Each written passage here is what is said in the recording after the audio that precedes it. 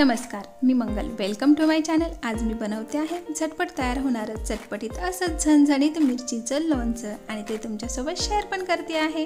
त्यासाठी एक पॅन घ्यायचा, त्यामध्ये आपल्याला 1 चमचा जिरं, 2 चमचे धने, 1 चमचा मेथीदाणा, 1 चमचा बडीशेप घालायची, 2 चमचे मोहरीसुद्धा आणि हे मंद आचेवर मस्त याला भाजून घ्यायचे. छान भाजल्या गेलं की आता हे आपण थंड करायला ठेवूया. तोपर्यंत मी इथे घेतलेली आहे लिंबू, मिरची, अद्रक आणि थोडासा लसूण.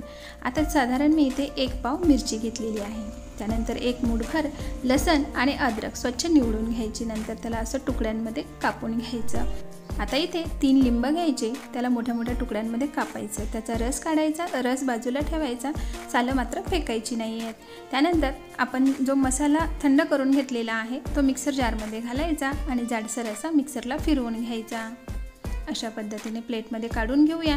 नंतर मिक्सर जारमध्ये ज्या कापून ठेवलेल्या मिरच्या होत्या त्या आपल्याला चालू बंद करत करत जाडसर असा ठेचा त्याचा आपल्याला तयार करून घ्यायचा आहे. अशा पद्धतीने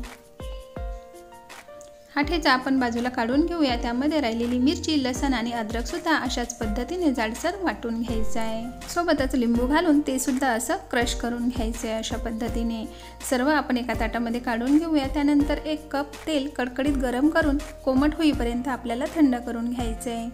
तेल थंड होते तोपर्यंत क्रश केलेली अद्रक, लसूण, लिंबू आणि मिरची एका मोठ्या भांड्यामध्ये काढून घ्यायचं. त्यामध्ये जे काढून ठेवलेला लिंबाचा रस होता तो घालायचा. तयार मसाला, चवीनुसार मीठ, थोडीशी हळद, थोडासा गूळ घालायचा आणि थोडासा हिंगसुद्धा घालायचा.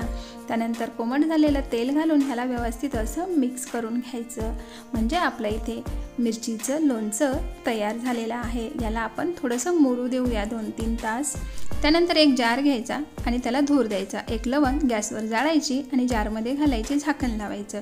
छान धूर सगळीकडे पसरला की झाकण काढून घ्यायचं, लवंगसुद्धा काढून टाकायची. तयार लोणचं त्यामध्ये व्यवस्थित असं भरून घ्यायचं. आता हे लोणचं 4 ते 5 महिने सहज टिकते, पण खरं सांगते तेवढे दिवस हे लोणचं राहणारच नाही. एवढं टेस्टी चटपटीत हे लोणचं तयार होतं. तुम्हीसुद्धा एकदा नक्की ट्राय करा. नक्कीच मी बनवलेलं हे लिंबू मिरचीचं लोणचं तुम्हाला आवडलं असेल तर लाईक करा, शेअर करा आणि चॅनलला सबस्क्राईब करा. त्याबद्दल तुमचे खूप खूप धन्यवाद.